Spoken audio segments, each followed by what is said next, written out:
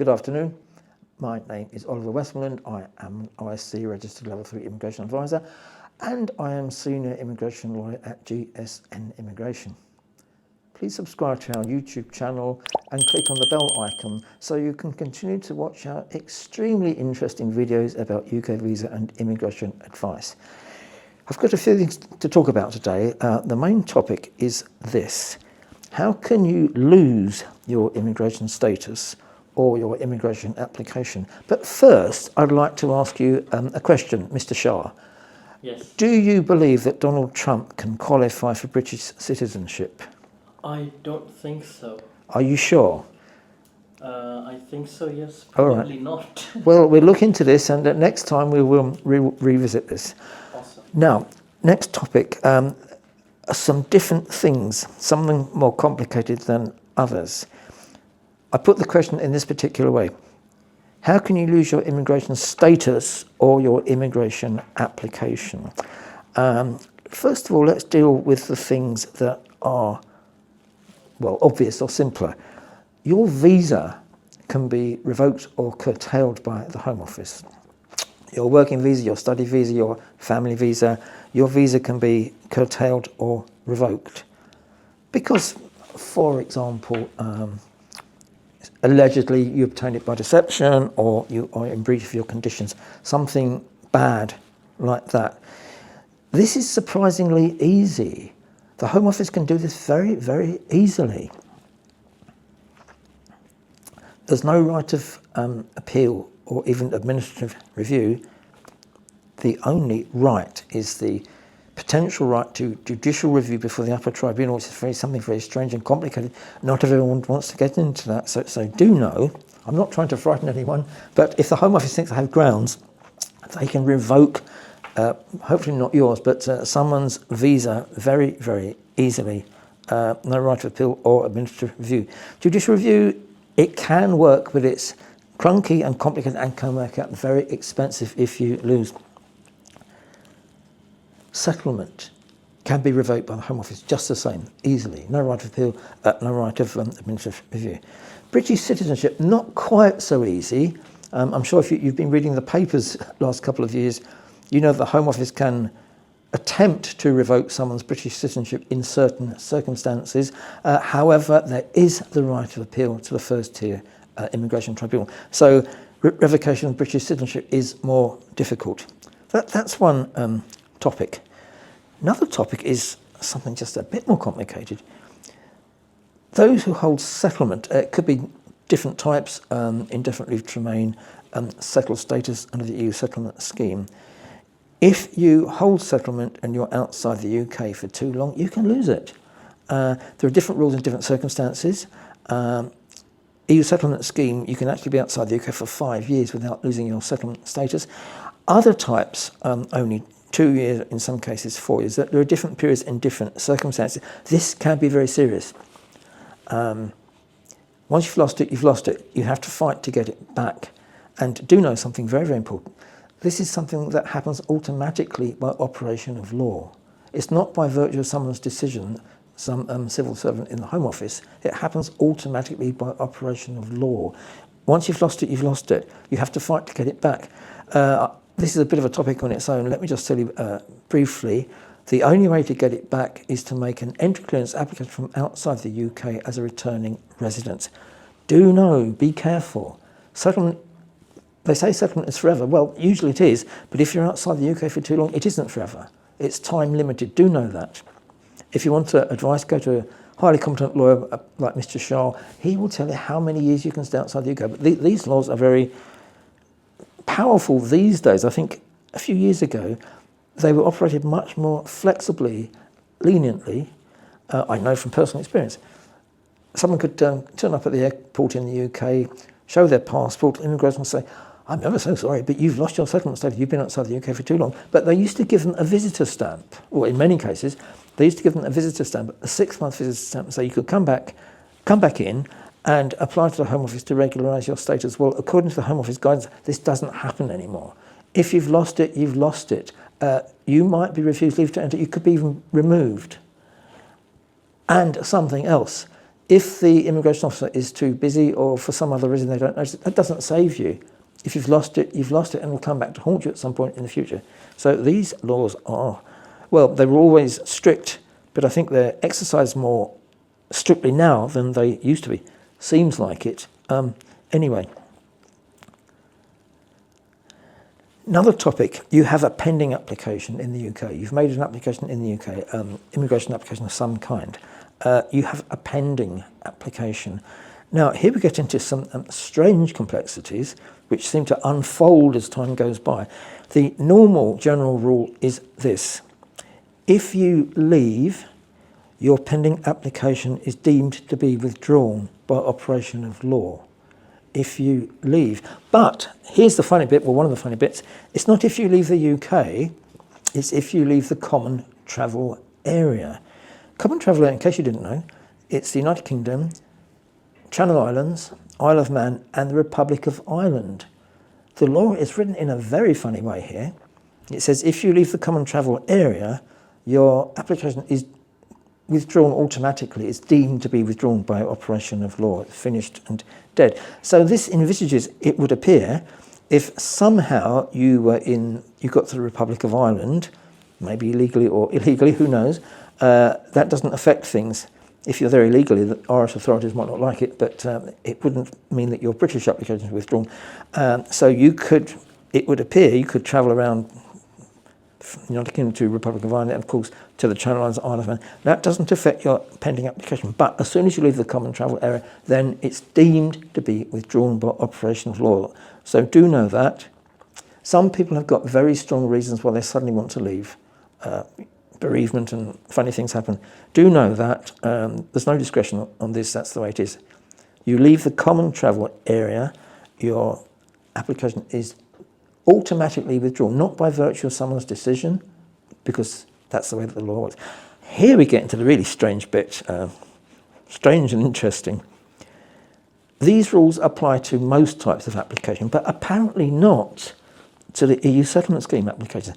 Very funny, because that law doesn't say that. That law just says if you leave the UK and you have a pending application, you leave the UK, you leave the common traveller, it's deemed to be withdrawn. But some other words somewhere else from the Home Office say, oh, no, if you have an EU settlement scheme, a settled status application or pre-settled status application, you can leave the UK and it doesn't get cancelled and you can come back and everything's fine.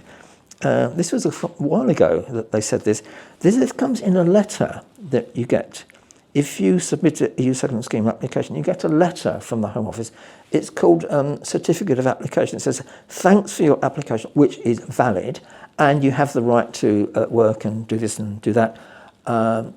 It gives you temporary protection until such time as a decision is made. And it used to say, and you can leave the UK and you can come back and everything will be fine. Time went past and things started to go horribly wrong. Some people actually believed what they read in this letter, which seems to be against the law. It goes against the law, as far as I can see anyway. Some people believed it. They went outside the UK for a bit. They tried to come in and they got stopped at the border. And they had some interesting discussions with immigration officers. In some cases, people were actually served removal decisions in that situation. Strange but true, the immigration officer found something unsatisfactory about this person's situation. They've obviously dug deeply. Not in every case does the person get refused leave to enter, but they could.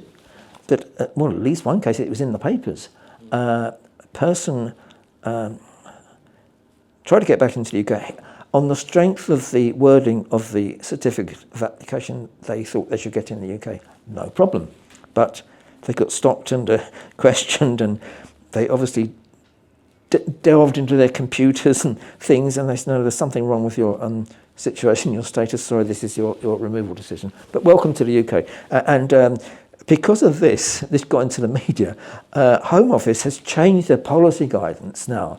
It now says, if you have a pending EU settlement scheme application, you are advised not to leave the UK. They don't say you mustn't. They say you are advised not to leave the UK. Presumably because Home Office realises that you might not get back in, or you might get back in and with a removal direction in your top pocket. So this is a really strange story. The moral is obvious. If you have a pending EU settlement scheme application, you are taking a risk, and I would say don't do it unless you really, really, really have to. Also, I would say if you have an application not EU settlement scheme, if you leave the common travel area, I think it's going to happen. You're going to lose your pending application. That's all I've got to say at the moment. I've raised a few interesting issues, Mr. Shah. Do you have any questions that you'd like to ask me about this? Yes, thank you very much for diving into so many areas here, and they all are of interest of the viewers. So the first topic that you discussed was President Trump. Yeah, that one is still pending. Oh, that's still, sorry, that's a pending application. Sorry. So the one where someone can lose their visa or that can be revoked and things like that. Yes. What sort of scenarios can we say if some international student may be perhaps working full-time and they're not allowed to work full-time, can that lead to revocation of their visa? Yeah, frequently might. I think it frequently will. If someone is found guilty of any criminality activity, can that also lead to visa refusal? Yes.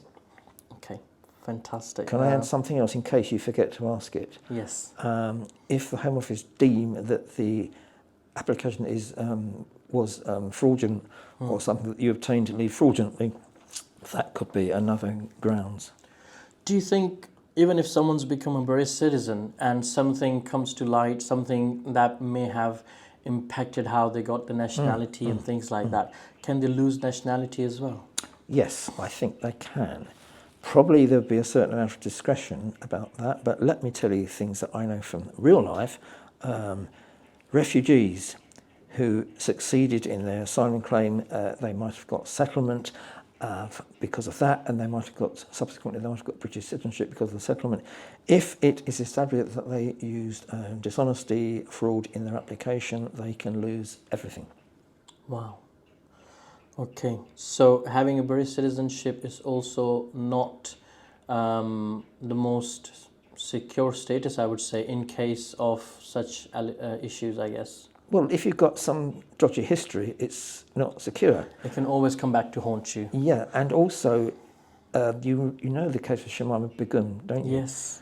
In a case like that, where it was decided she was a danger to the UK, security and everything, because she had a backup citizenship, the Secretary of State was able to revoke her British citizenship. Now, there was the right of appeal, but as we know, the appeal was unsuccessful. So the British citizenship is not completely secure. The only thing is, I can tell you, if you're born a British citizen and you don't have any other citizenship, you can't lose it. But anything different, like let's say someone holds British citizenship and Pakistani citizenship, and they still have Pakistani citizenship. If they do something bad, Mr. Shah, the Home Office can say they want to revoke the British citizenship. You'd have the right to appeal, Mr. Shah, but if you lose, you could actually lose your British citizenship. So it's not as secure as you might think.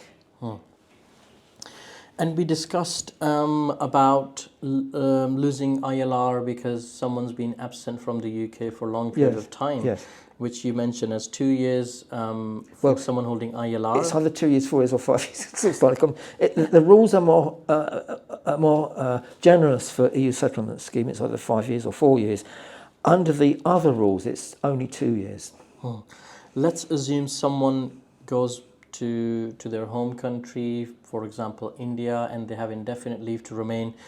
They go there because maybe an elderly parent is sick and they go to care for them. They end up staying much more longer. Is there any limit on how many years they may live abroad before they apply for returning resident? Well, until you've lived abroad for 2 years, you wouldn't need to.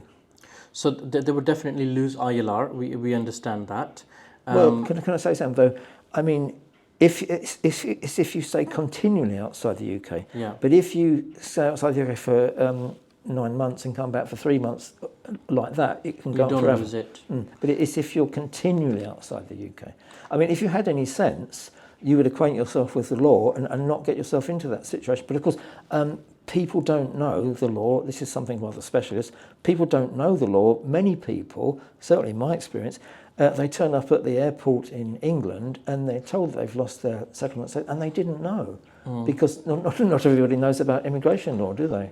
No, and to be honest, we've received some inquiries from clients who were not even allowed to board their plane, which is very strange. Really? How would they know? Well, that's very interesting because yeah. it seems that I didn't think that the carriers knew that much about UK immigration law, but maybe they've been on training courses. I mean, it wouldn't be necessarily legally wrong for the carrier to refuse someone because the carriers, they're going to take any risks. Yeah. Yeah, they don't want to take someone who's on the wrong side of the law. It's logical, but it surprises me very much.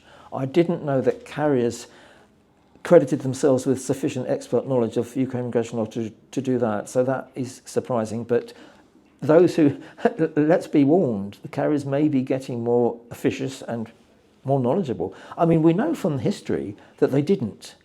I know from history that many people got to the airport and they had lost their settlement status and the carriers didn't say anything. Exactly.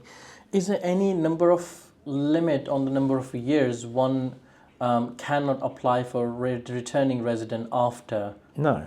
So it doesn't matter, could be away for 15 years I suppose so. and have just come to grasp that, this route is available. Yeah, but don't forget, when you apply for returning residence visa, you have to show you're kept in close contact with the UK. The longer that period is, I think it might be more difficult to prove, mightn't it? Yeah. Okay, thank you very much for elaborating on that. And another topic that you dived into was pending applications. And we understand if someone has a pending application, in some areas it's a grey area, but the general advice is do not leave the UK, otherwise you would lose it. Would that mean they lose it entirely and they're going to have to start their journey again if someone's been in the UK for many years? Yes. Wow. But when this is pending applications. Yes. It's not about some status that you've had historically. This is about pending applications. If someone has an ongoing case. Yes. Exactly. But as I think you mentioned already, that naturalization is the only application that one can travel back and forth while that's in process. Yeah, I didn't mention that, but you're quite right. Awesome. As long as they have indefinite leave to remain. Okay, perfect. But that will have an impact on the naturalization application, depending on the absence numbers and stuff like that. Would it?